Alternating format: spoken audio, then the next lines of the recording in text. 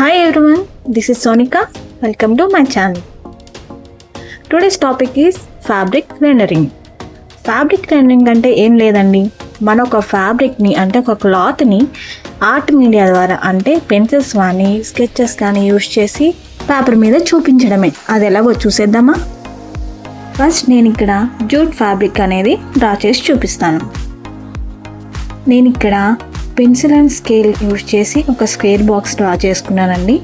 And then next మన ఇంట్లో నార్మల్గా రాయిన్ పెన్నులు ఉంటాయి కదా, సో ఇంకా అయిపోయిన పెన్స్ కూడా ఉంటాయి కదా, అట్లా పెన్ ఒకటి తీసుకొని స్కేల్ యూజ్ చేసి ఆ స్క్వేర్ బాక్స్లో ఫస్ట్ వెర్టికల్గా అంటే పొడవుగా నిలువుగా లైన్స్ అనేవి డ్రా చేసుకోవాలి. నేను చూపించినట్టు అట్లా డ్రా చేసుకోవాలి. అండ్ దెన్ తర్వాత పెన్సిల్ లైట్ కలర్ షేడ్ ఏదైతే ఉందో అది తీసుకొని కలర్ అంతా ఆ బాక్స్లో ఫిల్ చేయాలి. నెక్స్ట్ స్కేల్ తీసుకొని వర్టికల్ లైన్స్ ఎలా అయితే డ్రా చేసామో అదేవిధంగా హారిజంటల్ కూడా అంటే అడ్డంగా కూడా లైన్స్ అనేవి డ్రా చేసుకోవాలి. నేను ఇక్కడ వీడియోలో చూపిస్తున్నా కదా, అదేవిధంగా డ్రా చేసుకోవాలి.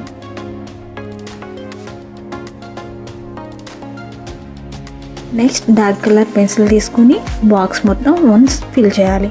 ఫిల్లింగ్ అయిన తర్వాత క్రాస్ వైజ్గా లైన్స్ అనేవి పెన్సిల్తో డ్రా చేసుకోవాలి. వన్ సైడ్ అయిన తర్వాత ఇంకొక సైడ్ డ్రా చేసుకోవాలి.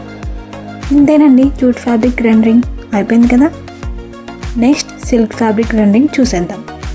ఫస్ట్ స్క్వేర్ బాక్స్ తీసుకుని దాని మీద ఏ కలర్ అయితే తీసుకున్నామో ఆ కలర్తో అవుట్లైన్ ఇచ్చుకోవాలి. తర్వాత బేస్ కలర్ అనేది లైట్ కలర్ అనేది తీసుకోవాలన్నమాట. లైట్ కలర్తో బాక్స్ మొత్తం ఫిల్ చేసేయాలి. నేను ఇక్కడ బేస్ కలర్ వాటర్ కలర్ అనేది యూజ్ చేశాను. వన్స్ ఫిల్లింగ్ అయిపోయిన తర్వాత మనం డార్క్ కలర్ పెన్సిల్ తీసుకొని ఫోల్డింగ్స్ అనేవి ఇచ్చుకోవాలి. అంటే ఒక ఫ్యాబ్రిక్లో మనం ఫోల్డింగ్స్ చూస్తూ ఉంటాం కదా, అలా డార్క్ కలర్తో ఫోల్డింగ్ మార్క్స్ అనేవి డ్రా చేసుకోవాలి నేను వీడియోలో చూపించినట్టుగా. సో ఫోల్డింగ్ ఇచ్చిన తర్వాత మొత్తం అంతా ఒకసారి ఫ్యాబ్రిక్ మ్యాచ్ అయ్యేలాగా డ్రా చేసుకోవాలి. తర్వాత ఇంకా డార్క్ కలర్ అనేది తీసుకొని ఫోల్డింగ్స్కి ఎడ్జెస్లో డ్రా చేసుకోవాలన్నమాట. వైట్ కలర్ కూడా మనం యూజ్ చేయాలి అక్కడక్కడ. సో అప్పుడు ఫోల్డింగ్ లైట్ అండ్ డార్క్నెస్ అనేది మనకు కనిపిస్తుంది. ఇంతేనండి సిల్క్ ఫ్యాబ్రిక్ రెండరింగ్. నెక్స్ట్ చూసేద్దామా? ఫర్ ఫ్యాబ్రిక్ ఎలా చేయాలో చూద్దాం. ఫస్ట్ మనం బేస్ కలర్ లైట్ కలర్ అనేది తీసుకోవాలండి. నేను ఇక్కడ లైట్ స్కై బ్లూ తీసుకున్న వాటర్ కలర్, తర్వాత డార్క్ పెన్సిల్ తీసుకుని చిన్న చిన్న స్ట్రోక్స్ పైనుంచి ఇచ్చుకుంటూ వచ్చాను. అంటే మనం గీతలు డ్రా చేస్తాం కదా, చిన్న చిన్నగా అలా గీతలు అనేవి డ్రా చేయాలన్నమాట. అలాగా వరుసగా అంటే లైన్ బై లైన్, ఒక లైన్ తర్వాత ఒకటి, అలాగా మొత్తం అంతా మనం ఫిల్ చేసుకోవాలి పెన్సిల్తో.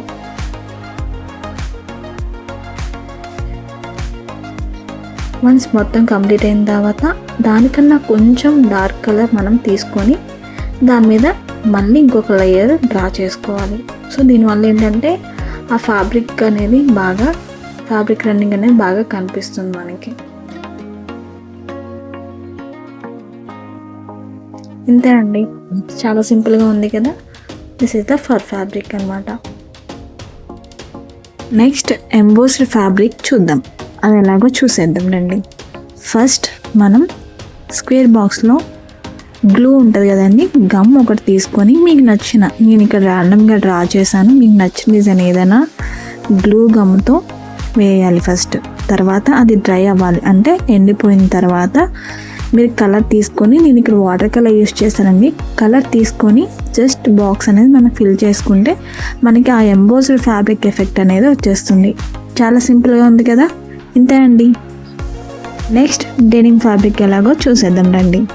ఫస్ట్ స్క్వేర్ బాక్స్లో మనం కలర్ అనేది ఫిల్ చేసుకోవాలి. అంటే లైట్ కలర్ అనేది బేస్ కలర్గా ఫిల్ చేసుకోవాలన్నమాట. వన్స్ ఫిల్లింగ్ కంప్లీట్ అయిపోయిన తర్వాత నేను ఇక్కడ బ్రష్తో లైట్గా వాటర్ డిప్ చేసి నీట్గా ఫినిషింగ్ అనేది ఇచ్చుకున్నా అండి. మీరు నార్మల్ పెన్సిల్తో డ్రా చేసినా ఏం పర్లేదు. నెక్స్ట్ మనం రాయిని పెన్ తీసుకొని స్కేల్తో స్క్వేర్ బాక్స్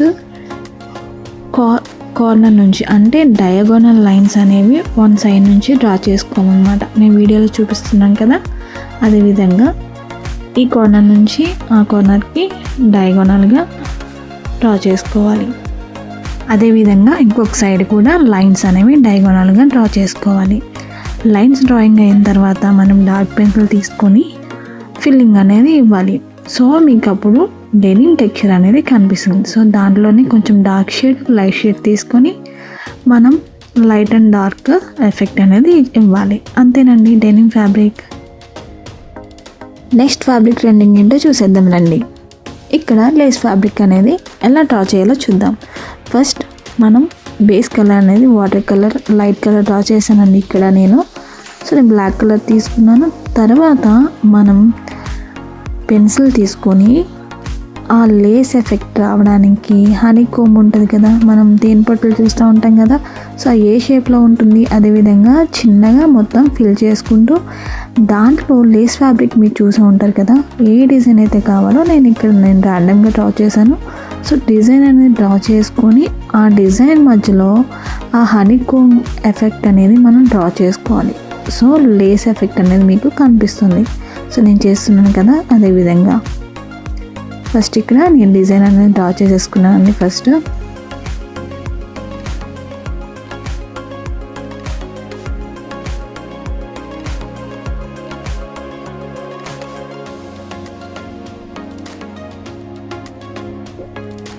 ఇప్పుడు ఫిల్లింగ్ అనేది చేసేసుకుంటున్నాం.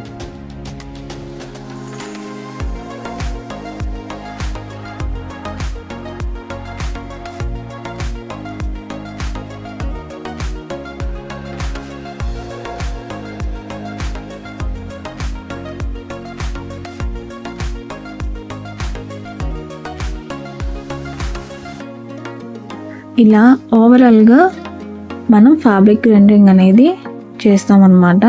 వన్స్ డిజైన్ అంతా కంప్లీట్ అయిన తర్వాత నేను ఇక్కడ వేరే కలర్ కూడా పిక్ చేసుకున్నాను అండి ఫ్లవర్స్ కోసం, లేస్ ఎఫెక్ట్ ఇంకా కనిపించడానికి. ఇంత అండి, చాలా సింపుల్ ఉంది కదా.